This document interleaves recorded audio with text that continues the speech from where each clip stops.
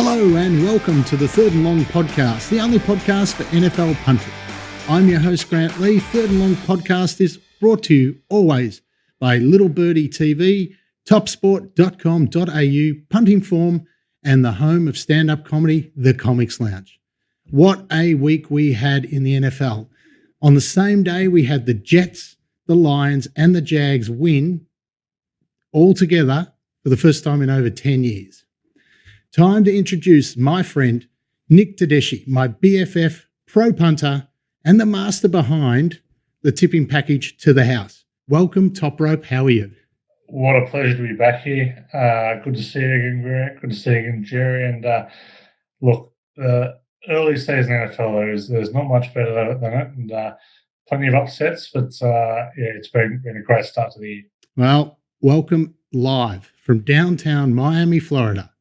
My compadre, our NFL tipping machine with his package, the Shoebox. Welcome, Mr. Jerry Jones, and technically 3-0 for the week. How you guys doing? Coming here from a hot and sunny 2-0 Miami Dolphin town. Yes, they were sensational on the comeback. So, boys, just to go through some of the hot topics of week 2, the Cincinnati Bengals, they are off to a pretty rough start. Beaten by the Super Bowl-bound Cowboys in week 2. Joe Burrow, most sacked quarterback in the league. Jerry, do they have a Super Bowl hangover? Listen, this game hurts me a lot. I won't go into it too much, but last year in my survivor pool, the Jets started Mike White, and I had the Bengals. I was in like week 10, week 11. I was late. I was doing pretty good. And the Jets somehow beat the Bengals with Mike White. So that sticks in my craw. But the Bengals, the game ticked up from 5-6. I think they have a strong showing. It's still Joe Flacco, I believe. It doesn't matter who it is. The Bengals should right the ship, and they should get the victory. Yeah, we saw an awful injury to a young player with a very high ceiling, Mr. Trey Lance. No one wants to see that. But the biggest insurance policy ever cashed in by the 49ers. Are they now a Super Bowl threat, Toprope? Yeah, look, Trey Lance may well be the future of the 49ers, but Jimmy Garoppolo is unquestionably the best chance to win at present. At the moment, he's still very, very raw, Trey Lance. Look, we've had limited time on him, so it's a bit hard to kind of give a proper assessment of him. But not trading Jimmy Garoppolo when there were plenty of suitors in the off season. Absolutely is playing, and the 49ers are absolutely in contention. Look, the NFC is not flush with unbeatable talent this year. I think the Bucs are certainly up there, but they're kind of look like they're running into a few off-field issues there with Tom Brady. The Packers are missing any competent receiver at the moment. So Cowboys have suffered plenty of injuries. So you've got to put the 49ers in the mix. They were a game away last year. So, I think Jimmy Garoppolo is certainly throwing San Francisco right in the Super Bowl contention. Those boys should be on the insurance ads in America for sure. But what a mess we have in Denver. What the hell is going on? The Broncos have gone from one of the biggest Super Bowl favorites. I just can't explain it when I watch it. Who do we blame, Russell Wilson or Nathaniel Hackett, Jerry? 100% Hackett. I mean, Wilson's been there, done that. He's won a Super Bowl. He's been to another.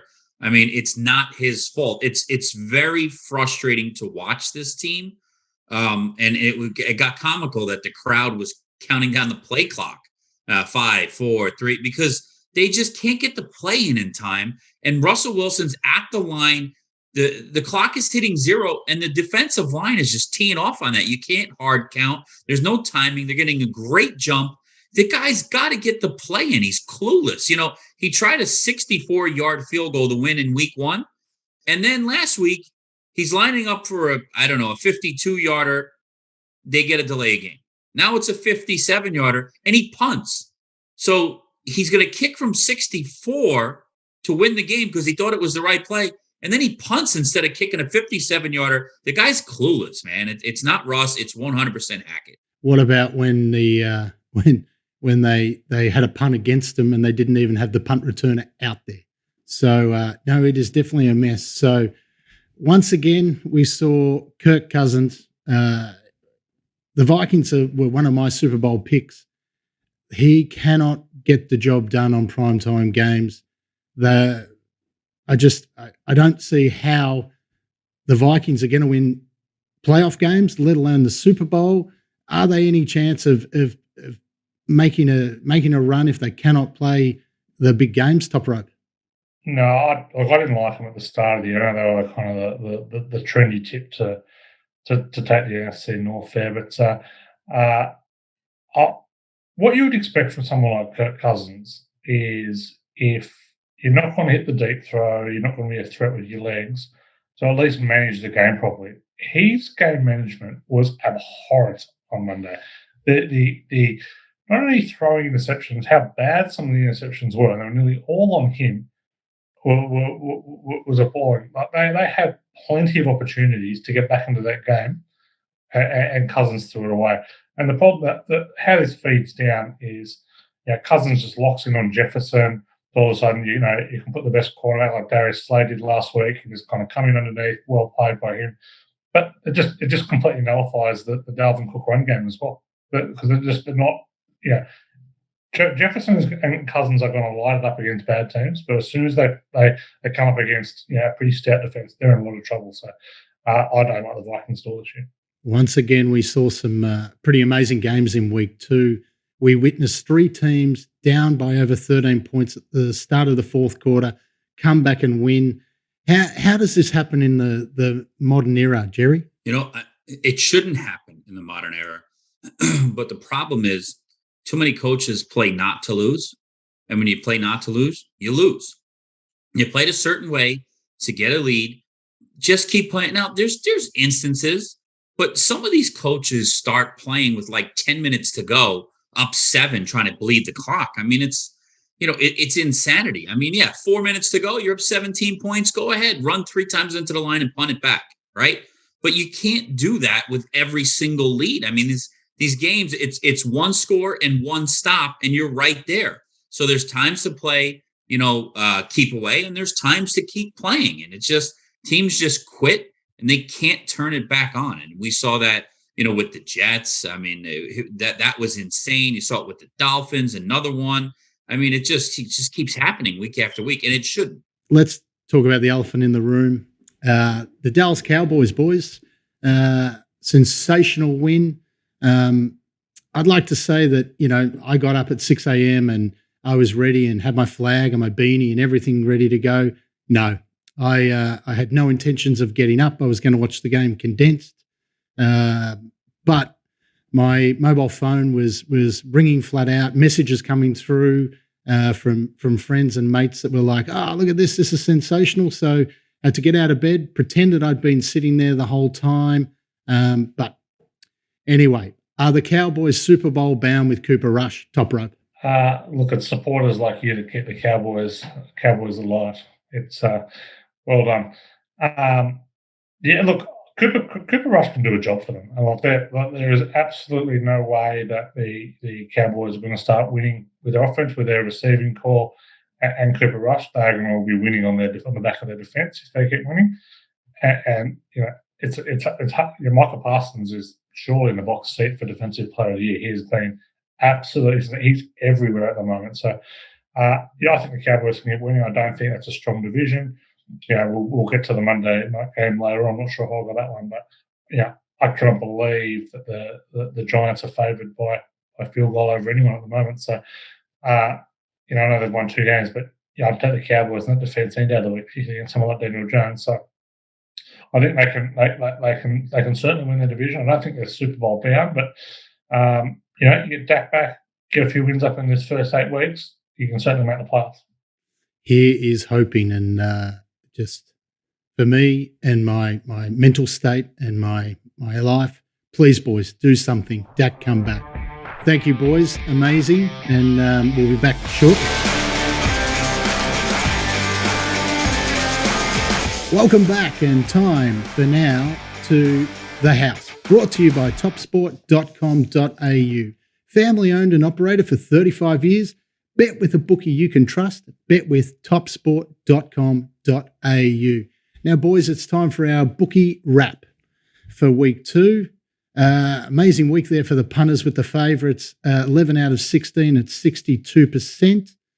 Jerry, what's with the over total there? 5 from 15, 31%. Yeah, I don't understand what that is. That's a 2 weeks in a row now. The first week I thought it was an aberration, but I don't know. Sometimes in the offseason, they have a point of emphasis by the refs to call certain penalties certain ways. They don't have over or under in their intentions, but sometimes it works out that way. And I thought they were emphasizing the defensive holding, which would help offense, and the opposite is true.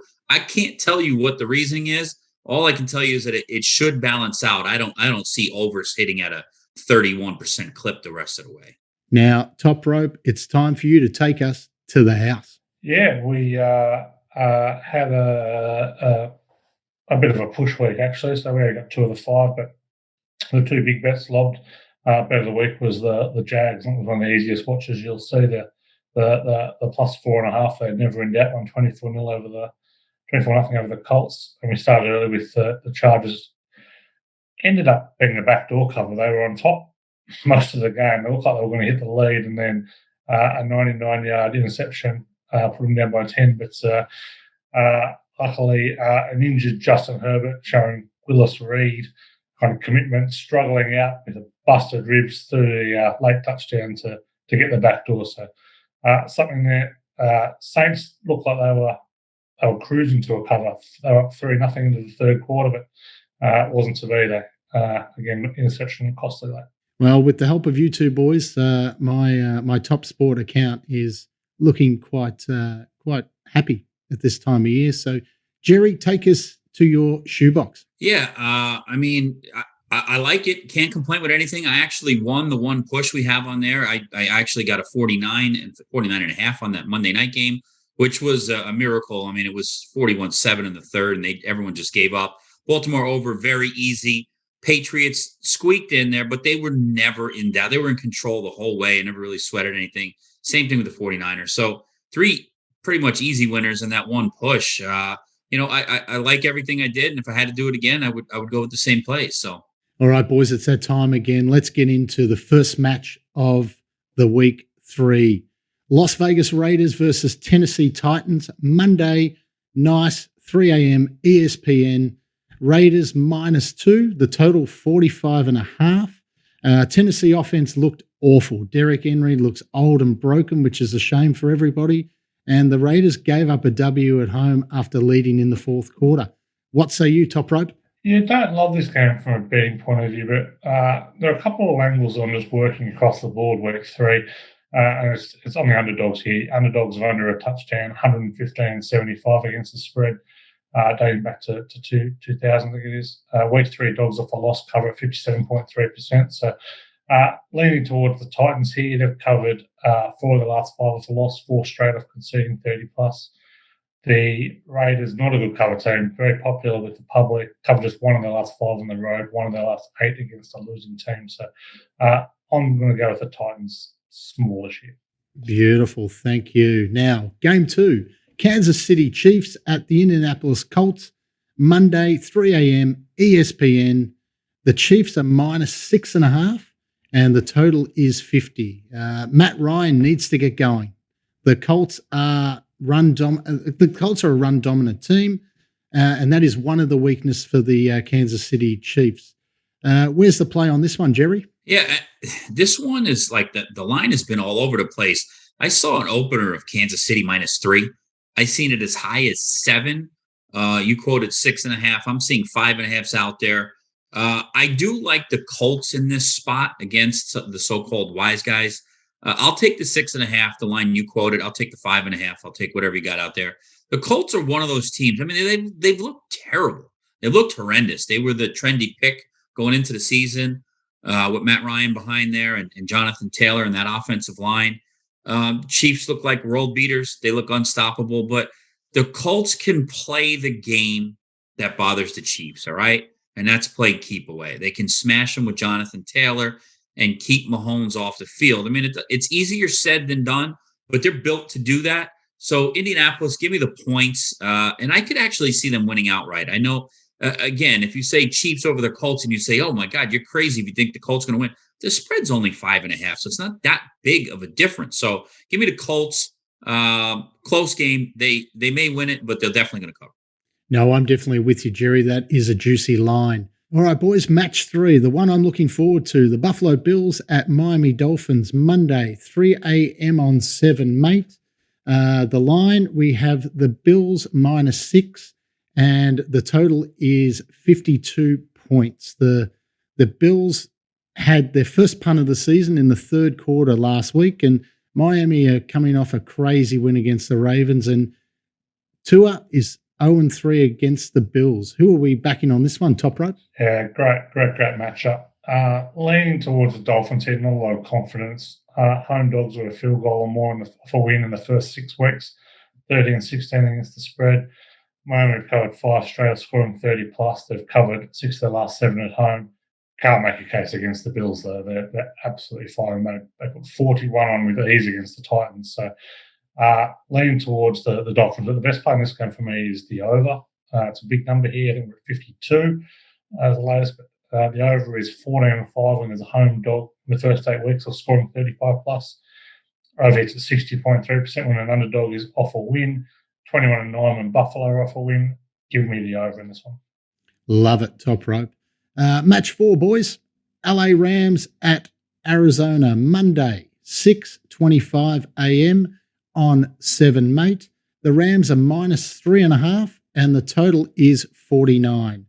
Kyler Murray definitely went into game mode on the weekend. If any of you guys saw the 80-yard run for the 2-point conversion in the fourth quarter, he definitely is playing video games at home because he was playing Madden. Who you got for this one, Jerry? So I think it'll be a great game. Both of these teams, they match up well. They play twice a year. They're familiar with each other. I'm going to take a different route. I'm going to go with the under the total points. I got under the 49 there. For all the flashiness that McVay has and this offensive genius and all, he likes to run the ball. He likes to control the ball, and he doesn't go at a high tempo. Him and Stafford, they like to read the defense.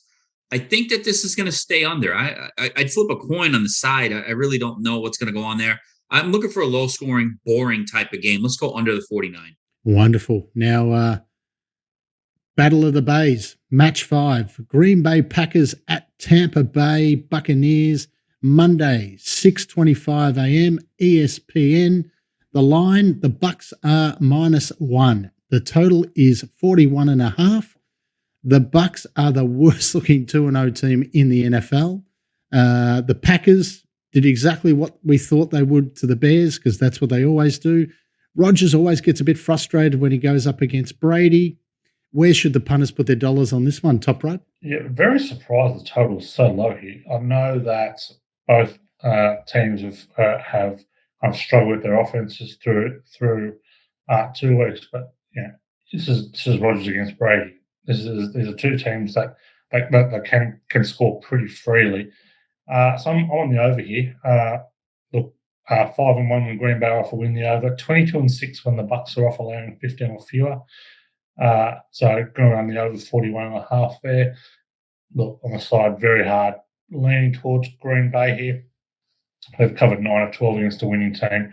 I like playing against small home favourites on low totals in the early season. So backing the Packers here, but not a lot of confidence. Amazing, Toprope. Thank you. So Game 6, San Francisco 49ers at Denver Broncos, Monday, 10:20 a.m. ESPN. The line, 49ers -1, and the total, 45. I didn't think we were ever going to say this ever again, boys. Jimmy G versus Russell Wilson, but here we are. Denver still haven't scored a touchdown in the red zone. What do we think about this one, Jerry? Okay, now that's going to change. Denver will score a touchdown in the red zone. This Hackett, he might be the favorite to be the first coach fired. He really needs to wake up. He really needs to have a good game. He's got to get these play calls in, and he's got to score points. No more field goals. So I'm going to go over the total here. I think there'll be a lot of points scored. I think Hackett and Wilson will break out of their shell. That offense is loaded. There's no reason why they can't be scoring. And although Lance was the future for the 49ers, I think Jimmy G is the present.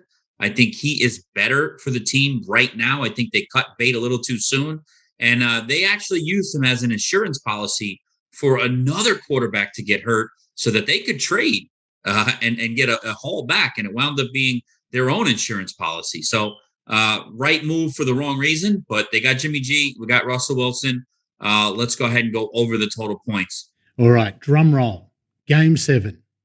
The mighty Super Bowl bound Dallas Cowboys versus the New York Football Giants. Monday, 10:15 a.m. ESPN.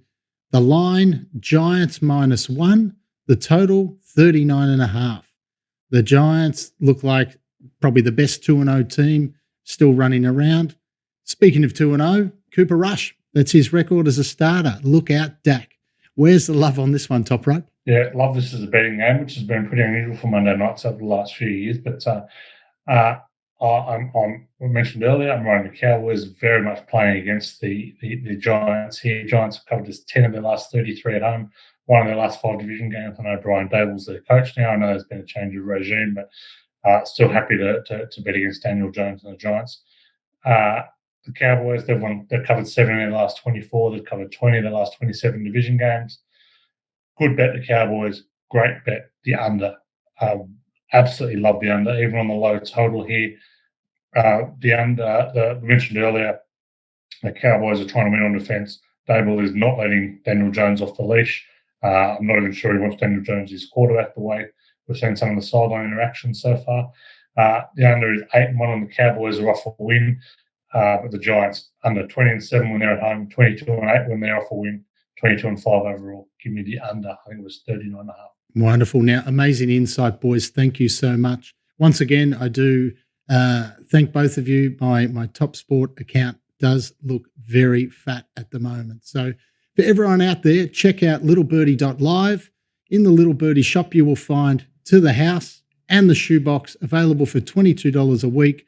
Seriously, guys, if you're punters or you have friends that are punters, get on this because the boys are here to help and make some good money. So speaking of which, Toprope, how are we looking for those Super Bowl prices? Grant, the Buffalo Bills, clear favourites now, $4.70. Not surprising considering how impressive they've been through 2 weeks. They were, really, really, really impressive against the Titans.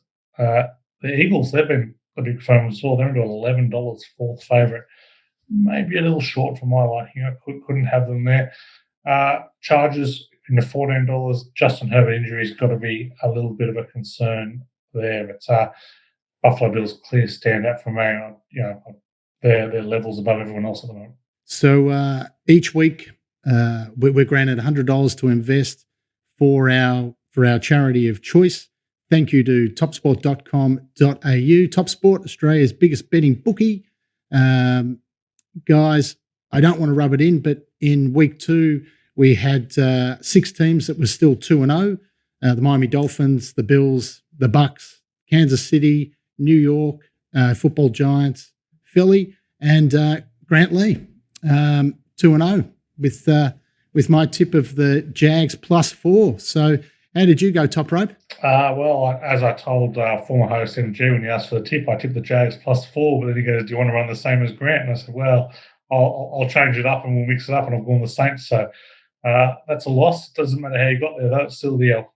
And Jerry, well done on the win as well with the Patriots at the line. So for week 3, boys, I did like what Toprope did. So we've swapped. You've taken my pick, but it's all good. I'm going the Jags +7.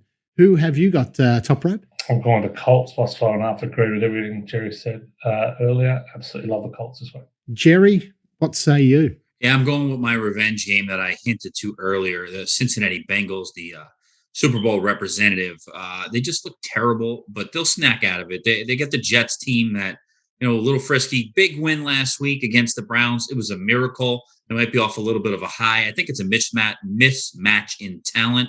The Bengals should exact revenge for my survivor pool last year and pull away with a double-digit victory. So, boys, for our ankle breakers competition, we had another winner, Corey Brown. He tipped the Packers by 17, and the score was 27-10. So congratulations on that, Corey. So for all the people out there that haven't heard of the competition, jump on this. It's fantastic. The match this week will be on Monday at 10:20 a.m. San Francisco 49ers versus the Denver Broncos. How to enter? Each team wins. You have to pick the team that wins and their margin. So, for example, for week 3, if you were to choose the 49ers by 3 points, just be sure to put on your socials at Twitter at littlebirdie.tv and at Third and Long TV. So, boys, another amazing week here. Thank you again for fattening up my account. That's a wrap for this show. For everyone out there, head to littlebirdie.tv to subscribe to our packages, either from Jerry or Toprope. Be sure to follow us on YouTube. You can find us in the Apple Store, on Spotify, on SoundCloud, or wherever you listen to your podcast.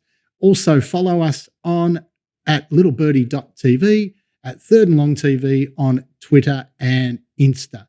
And remember, for all your NFL action, it can be found on topsport.com.au. Invest wisely, punters, and enjoy week 3. Thank you.